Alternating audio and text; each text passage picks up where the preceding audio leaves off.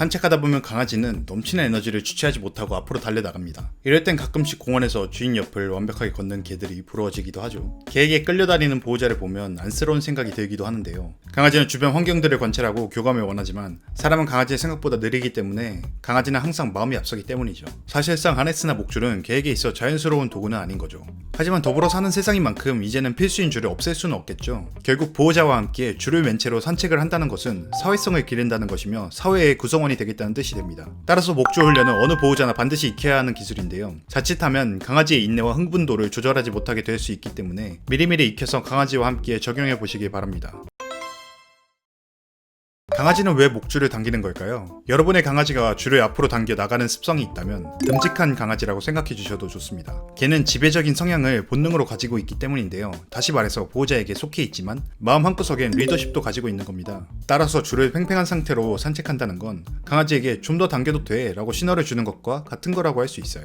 강아지는 당기는 행위를 체감하면서 앞으로 나아가게 되는데요. 어려움을 딛고 원하는 지점에 도달하여 목표를 이뤘다는 쾌감을 얻는 놀라운 사실인 거죠. 강아지는 부족하는 것에 반대돼서 산책하려는 습성을 몸에 익혔기 때문에 사실상 줄이 없어지면 허전함을 느낄 수도 있습니다. 하지만 이러한 것보다 여러분 옆에서 걷는 것이 훨씬 보람있다는 경험을 쌓아주면 산책할 때도 옆에서 걷는 강아지를 보게 될 겁니다. 챕터 2. 줄 당기는 행위를 멈추게 하는 방법.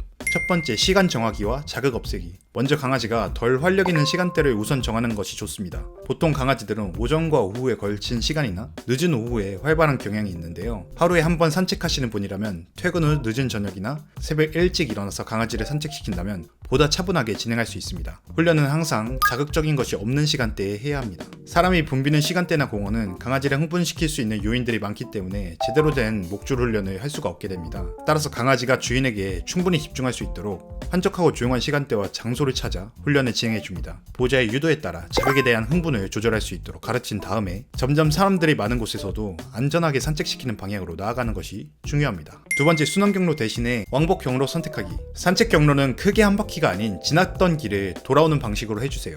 강아지는 이미 갔던 경로에 대해 킁킁이 줘서 흔적 남기기를 마친 상태입니다. 따라서 좀 더 보호자와의 걸음을 맞추는 데 집중할 수 있게 됩니다. 목줄 훈련의 과정도 돌아오는 길목에서 하는 것이 가장 좋겠죠. 세 번째, 나무대기 훈련법. 산책 시 강아지가 줄을 당기려 한다면 가만히 멈춰주는 것이 좋습니다. 나무처럼요. 강아지마다 다르겠지만 보호자의 행동에 따라 궁금증을 품거나 더 세게 당기는 경우가 있을 텐데요. 하지만 아무리 세게 당겨도 움직이지 않는 걸 알고 당기려 할수록 산책이 재미없어지는 걸 알게 되면 더 당기지 않을 수 있습니다.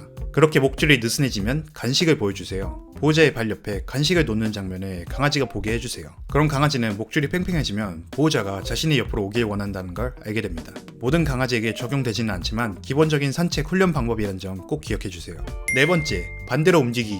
멈추는 과정이 강아지에게 익숙해졌다면 이제는 움직이는 훈련이 필요합니다. 강아지 뒤쪽으로 1m 정도 되는 곳에 간식을 던져주세요. 그리고 간식을 던진 방향과 반대로 천천히 걸어주면 됩니다. 강아지는 간식을 먹은 다음에 여러분에게 돌아갈 텐데요. 이때 발 옆에 간식을 둬서 강아지가 두 번째 간식을 먹고 이동할 수 있도록 유도해줍니다. 만약 간식을 먹고 여러분 앞으로 지나치려 하면 다시 멈추고 간식을 뒤로 던져주는 행위를 반복해주세요. 강아지가 추월하지 않도록 자주 반복시켜주다 보면 보호자가 자기가 추월하는 것을 원하지 않는다는 걸 깨닫게 됩니다. 이때 내 손에는 너가 좋아하는 간식이 있어 라고 알려준 다음 행동하는 것이 중요합니다. 강아지가 간식에 집중할 수 있도록 시선을 고정시킬 필요가 있는 거죠. 주의할 점은 강아지가 간식을 먹기 위해 보호자의 줄을 당기도록 하면 안 되는데요. 자칫하면 나쁜 습관으로 이어질 수 있습니다. 줄을 당기지 않는 것이 포인트인 만큼 느슨한 줄의 환경을 유지해주는 것이 좋습니다. 마지막으로 강아지가 원하는 대로 잘 따라온다면 보상 주는 시간을 천천히 늘려보세요. 간식은 훌륭한 수단이 되지만 간식 없이도 보호자의 의도를 알아차리고 따르는 습관을 들여야 하는데요. 맛있는 먹거리가 없더라도 똑똑하게 훈련을 인지한다면 습관이 자리 잡기 시작한 거라고 볼 수 있습니다.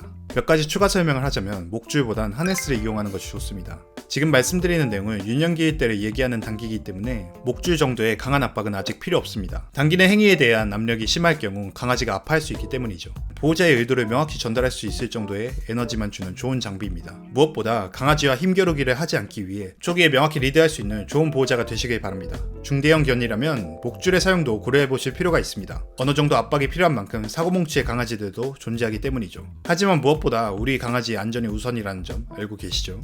핵심은 똑같은 행동을 반복하는 겁니다. 강아지가 간식을 통해 주의를 집중한 상태라면 그때가 가장 규칙을 심어주기 좋은 상태니까요. 보호자의 일관된 행동과 기준이 산책할 때 나이스한 강아지를 만들어내는 점 꼭 기억해주세요. 오늘 영상은 여기까지입니다. 다음에 더 좋은 영상으로 찾아뵙겠습니다. 또한 반려남 채널은 강아지와 고양이를 키우는 분들을 인터뷰하고 있습니다. 자신의 반려동물과 함께 일상을 기록하고 싶은 분들 또는 자랑하고 싶은 분들은 지금 나오는 이메일로 연락주세요. 감사합니다.